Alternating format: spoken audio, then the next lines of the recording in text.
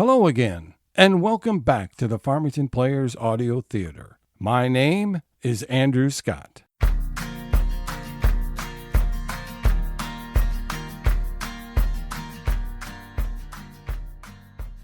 Previously on He Shed, She Shed. Everyone, let's toast my wonderful husband for his new adventure. Cheers! Cheers! Congratulations! Annie, are you okay? Peachy! Richard, did you not tell her about the opportunity? I'm sensing some tension. Opportunity, he calls it. Annie, can I speak to you in the kitchen? No, I'm enjoying my new hobby with my friends. We can talk later. How much wine have you had? Not nearly enough.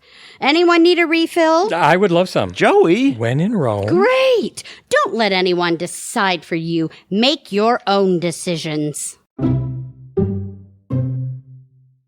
He Shed, She Shed, Episode 3. Lions and ocelots and bears. Oh my. Today we learn how Richard is handling his new fame as the spokesman for Ocelot's Entertainment and Sports Bar. It's Friday morning. Let's see how this day starts off at the Pappadapolis house.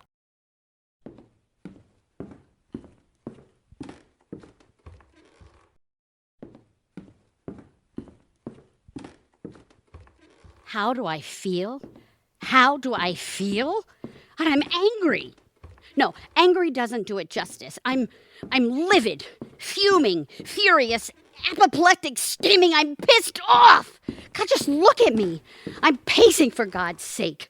I had to come down to the basement just to get some peace. But instead of peace, I pace. How could Richard do this to me?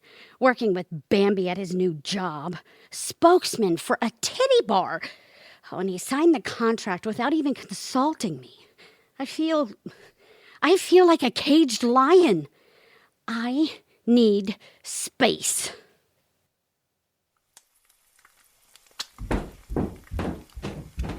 Good morning. I I heard you. I'm not deaf. You're cooking. What's the occasion? It's called breakfast. Today's menu, coffee and eggs. How do you like your eggs? You know, over easy with a runny yolk.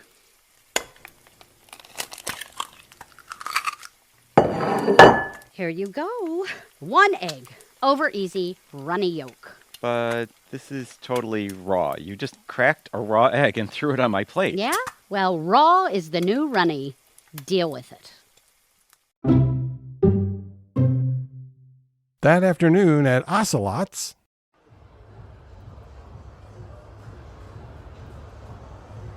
How do you like the Lions' chances on Sunday? I'd say they have a great chance. Really? To blow a big lead and lose in the fourth quarter, like they always do. I find comfort in their predictability. At least they're consistent. Emerson said, "A foolish consistency is the hobgoblin of little minds, adored by little statesmen and philosophers and divines." Bambi! Hey, Mr. Pappadapolis, how's our new spokesman? You can call me Big Papa. Not a chance, Richard. Richard is fine too. Joey, you remember Bambi from the book club? How could I ever forget? I like your costume. What is it, a kitty cat? An ocelot. Ocelot. Is that because guys... Grab my ocelot. Yeah, I've heard that one before. Working here, I get used to turning the other cheek, literally. What is an ocelot exactly? The ocelot, Leopardus pardalis, is a wild cat native to the southwestern United States, Mexico, and Central America. It's a medium-sized cat characterized by solid black spots and streaks on its coat, round ears, and a white neck and undersides. What do you know? So, gentlemen, what do you have? Bell's Two-Hearted Ale. Better make it a pitcher. Great. Be right back. A pitcher? You all right? Annie is still steamed about my Ocelots gig because I signed on before even talking to her about it. I just figured it's better to ask for forgiveness than permission. Yeah, well, you figured wrong. You know that macho bullshit doesn't fly with women. You really screwed up this time. Says the guy with 2 failed marriages. Hey, I'm in touch with my feminine side. Plus, I watch a lot of Lifetime TV. It helps me see both sides of any argument. This is more than an argument. This is a heavyweight title fight. Look, all couples fight. Annie is probably overly sensitive because she got fired. Just give her a little space. That's the problem. Now that we're both home all the time, there is no space. There's hardly any room to breathe. I have to tiptoe around so I don't upset her. I even climbed the chestnut tree in my backyard just to get some peace. Here you go, boys. Bells Two-Hearted. Hey, who's in your fantasy football lineup this weekend? I'm starting Kamara, Julio, Devontae, A-Rob, but I don't know who to play at flex, Chark or MG3. What do you think, Bambi? About what? The big three. Love, football, beer. Love is like football. You have to follow your fantasy and be flexible. But love is not like beer. You better be committed, not two-hearted. I'll drink to that. Annie and Sherry meet up at a coffee shop.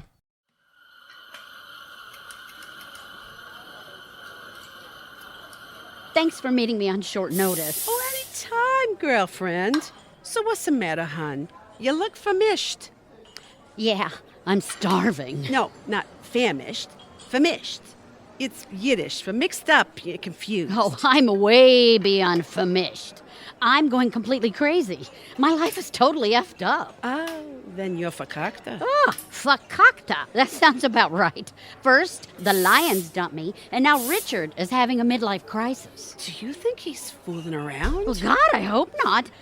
Not yet, anyway. But he latched onto this Ocelot's job like a pit bull and won't let go. And I take it you don't share his enthusiasm. Not for him working at a sexist place that objectifies women.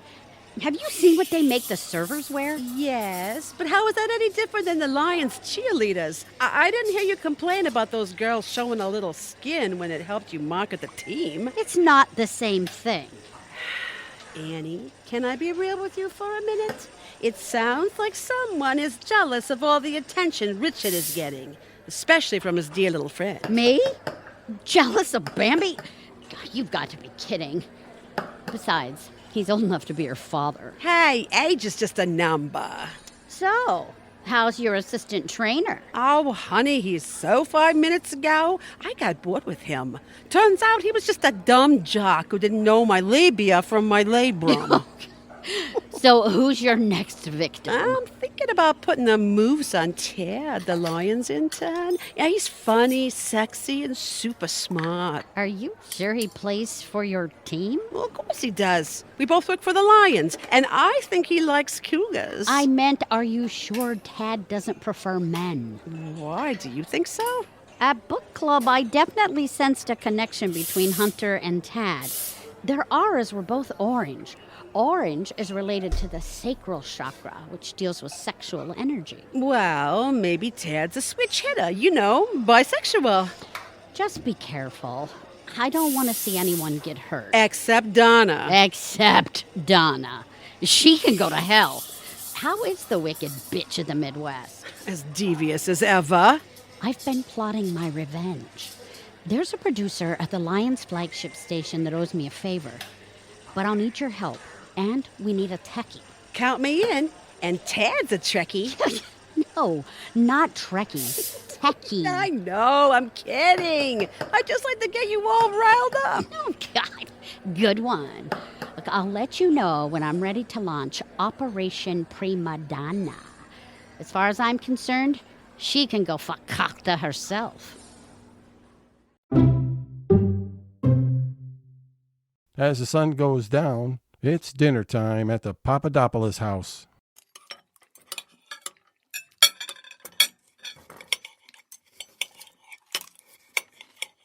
So, how was your day?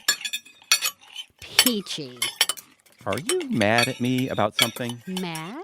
Why do you say that? If your shoulder was any colder, we'd be in Alaska.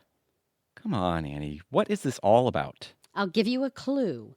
A small deer with big headlights. Bambi? Ding, ding, ding! We have a winner! Your prize is a one-way ticket to the doghouse. Oh, come on, Annie. This is beneath you. Oh, I think Bambi is the one you want beneath you. This is not about her. No? So, you've always aspired to work at a titty bar? Gentlemen's with club? A pretty girl to stroke your ego, assuming that's all she's stroking, dick. Give me a break. That's not fair. Fair? You want fair? How about you taking a job without telling me and signing a contract without even asking for my advice? I negotiate contracts for a living. I could have helped you. You probably didn't even read the damn thing. Of course I read it. Really? How long are you bound? Is there a non-compete? A confidentiality provision? Liquidated damages? I don't know. Exactly. You don't know what you're getting yourself into. You never do. You don't plan. You just act impulsively. I just wanted to do something productive to help bring in some money. This isn't about money. To make you proud of me. Proud?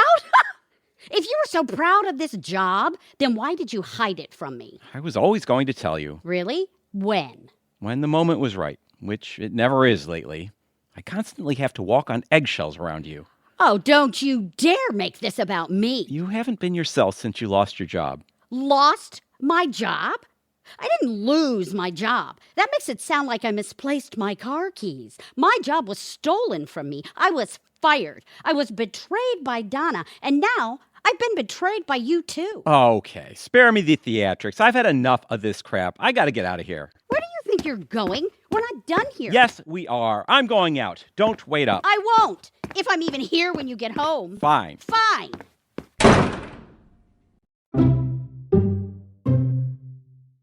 That night, Richard heads over to Joey's. Cheers! I'm hearing more jeers than cheers lately. Come on, buddy. Buck up. And drink up. Thanks for letting me crash here tonight. Mi caucha es su caucha. So tell Dr. Joey, what's the matter you?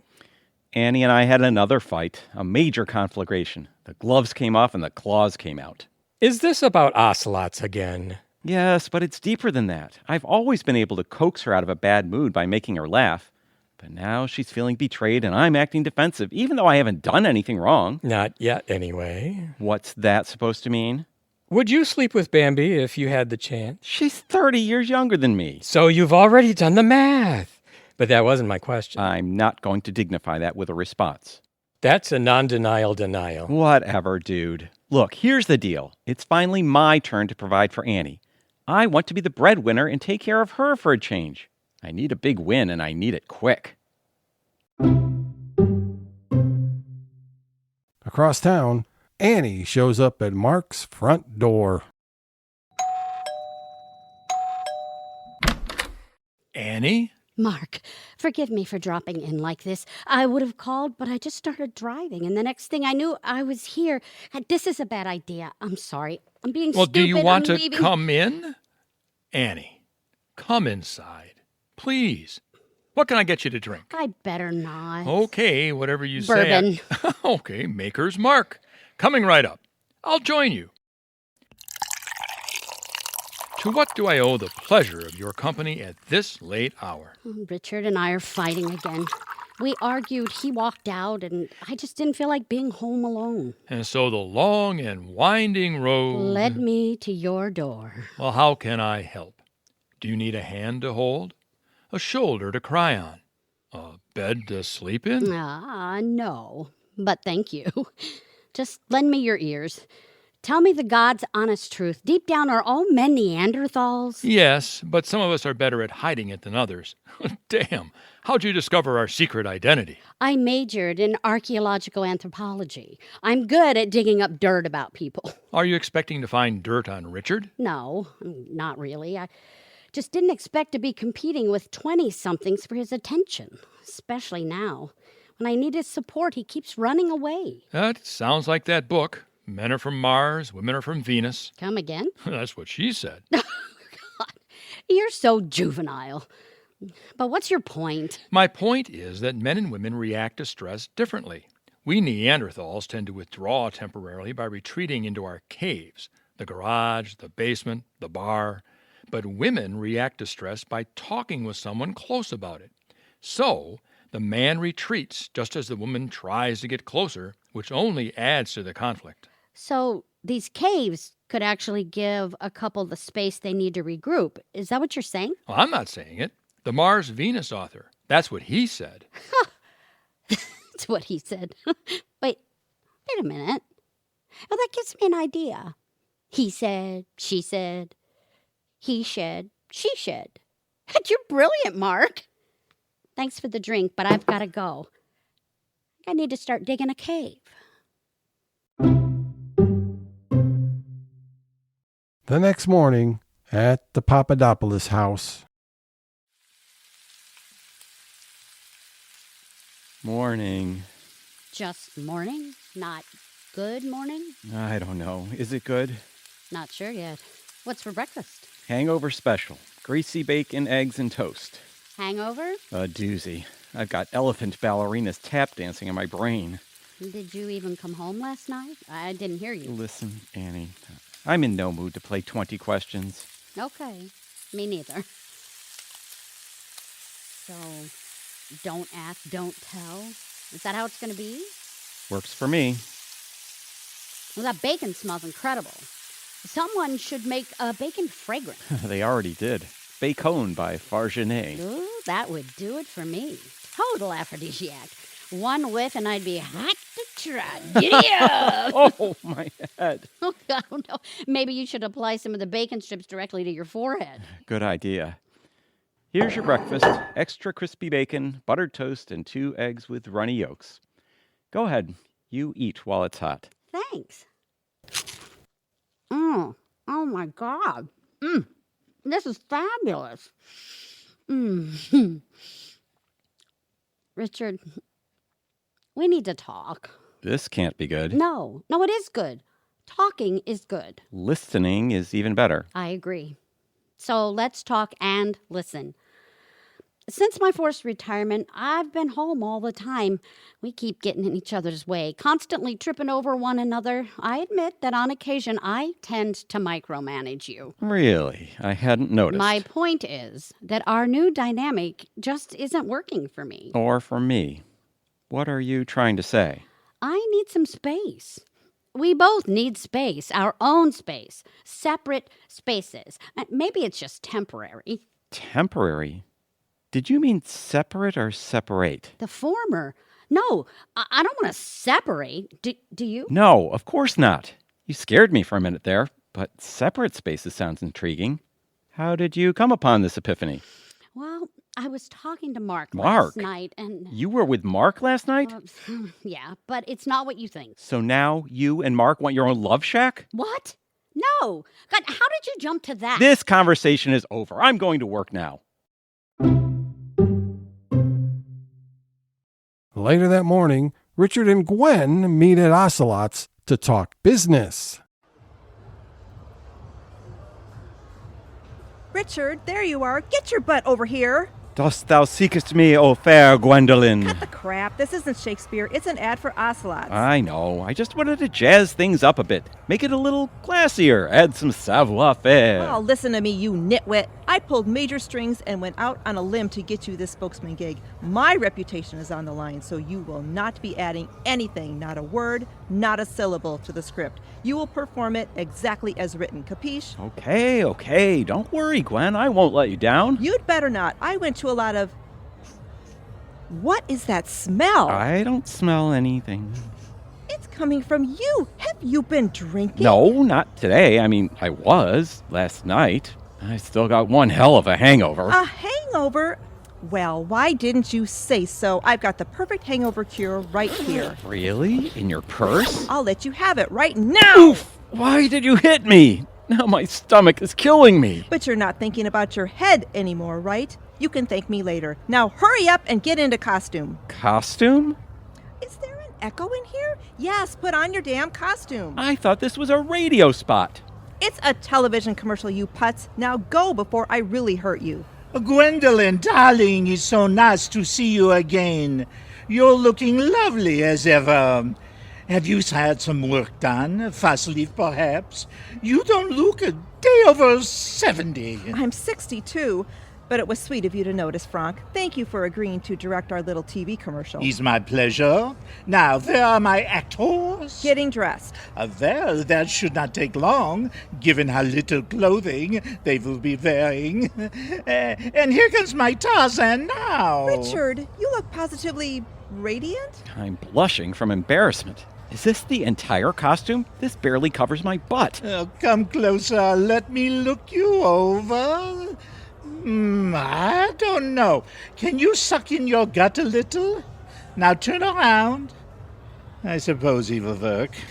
I feel like a piece of meat. Welcome to my world. Bambi, what are you... Here's my Jane. You look fabulous. Franque, allow me to introduce you to Mr. Richard Pappadapolis and Bambi. Now, listen up, actors, while I set up the scene. Tarzan and Jane are in jungle. Jane is so hungry. Tarzan says, let's swing by Ocelots to pick up, carry out. Then Tarzan and Jane swing on Vine, swoop down and grab pizza, and swing back up and away. That sounds dangerous. Not to worry. There is no hot pizza in box. It is empty. But how do we swing on a vine? Oh, there is harness and cables. It's all very safe, as long as you don't weigh too much. Gwendolyn, I didn't sign up for this. Actually, you did. It's all there in your contract, including the disclaimer of liability for accidental death or dismemberment. Dismember? Come on, Richard. It'll be fun. We've got this. Okay, I'll try. Pluses, everyone? Okay, first we clip in cable to harness like so. Now, Tarzan, you grab Vine with one hand here. And now place your free hand around Jane. Hold her firmly, just under her bosoms. Like this? Tighter. You better not drop me. Wow, you're so light and fit. Your abs are rock hard. Are we ready to get up and swing? It's now or never. Come hold me tight. Focus, Richard. And no singing. And action! Oh my God!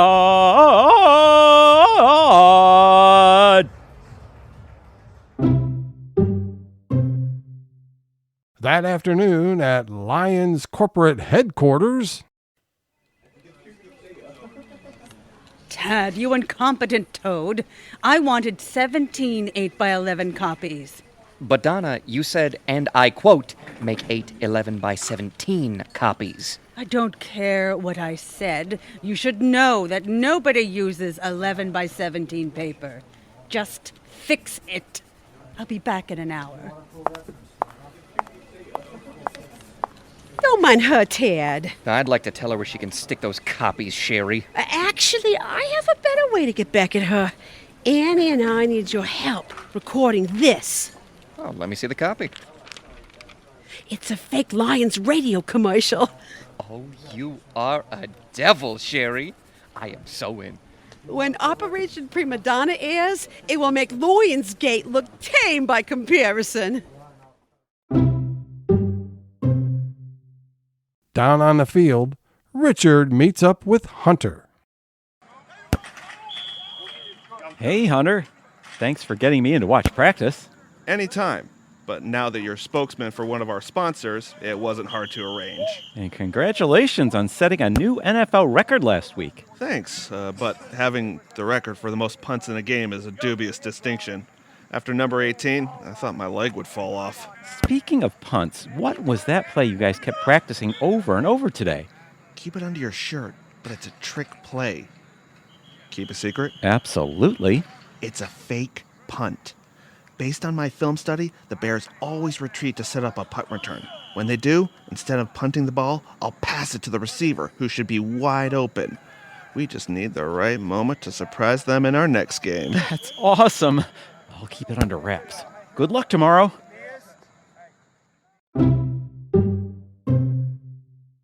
That evening, Richard and Annie are getting ready for bed.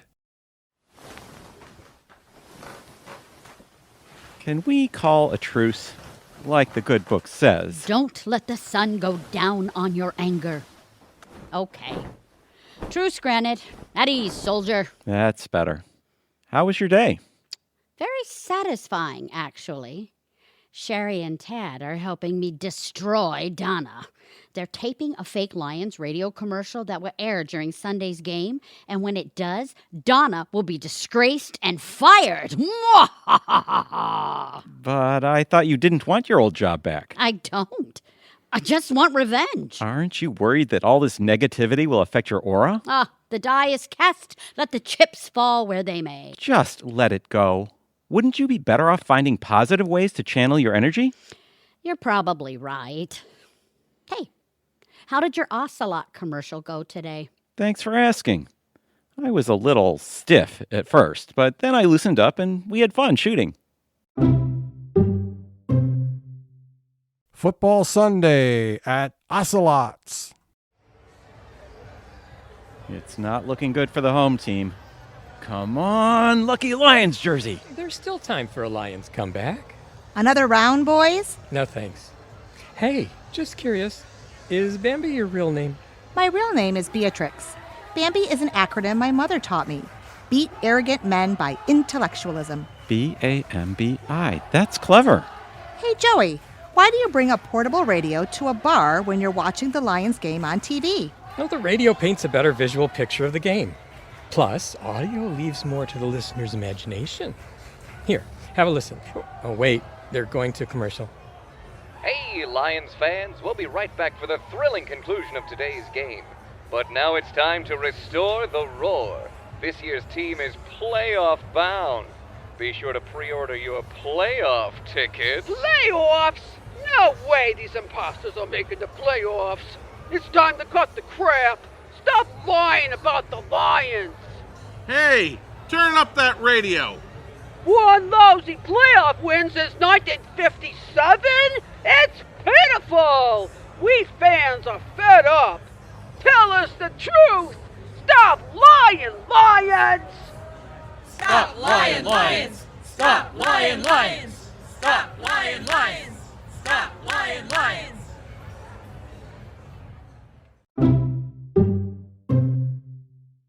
After the radio ad, Lions headquarters gets bombarded with phone calls.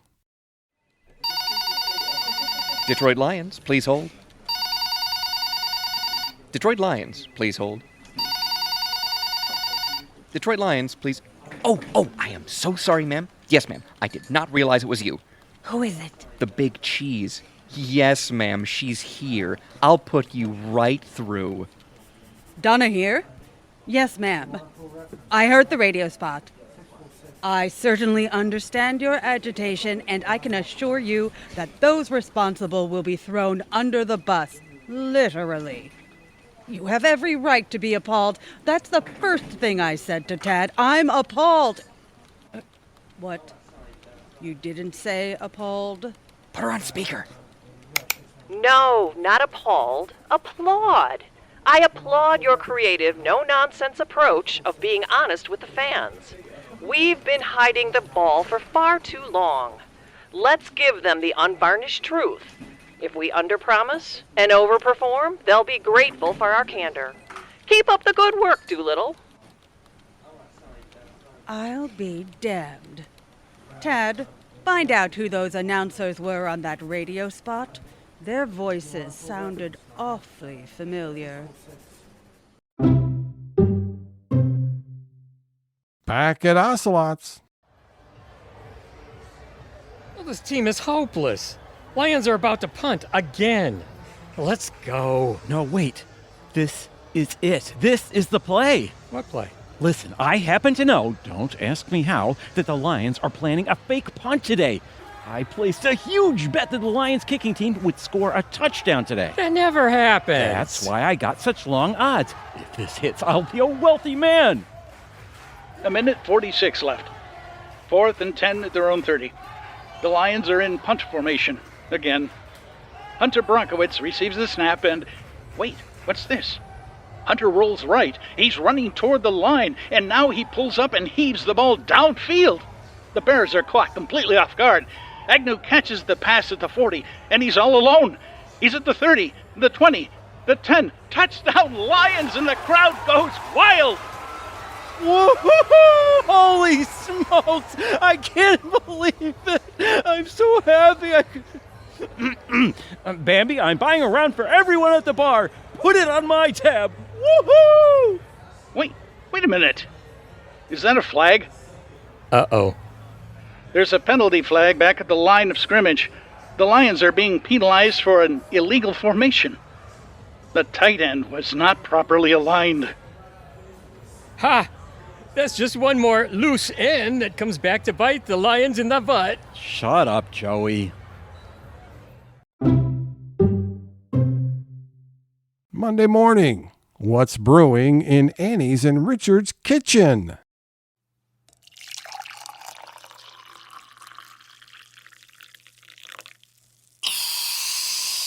Whipped cream. Are we having pancakes for breakfast? Nope, just whipped cream. Oh, I don't eat it straight out of the can. Well, why not? I'm depressed. Whipped cream helps. Does it? All right. Give me a hit off that can. Not bad.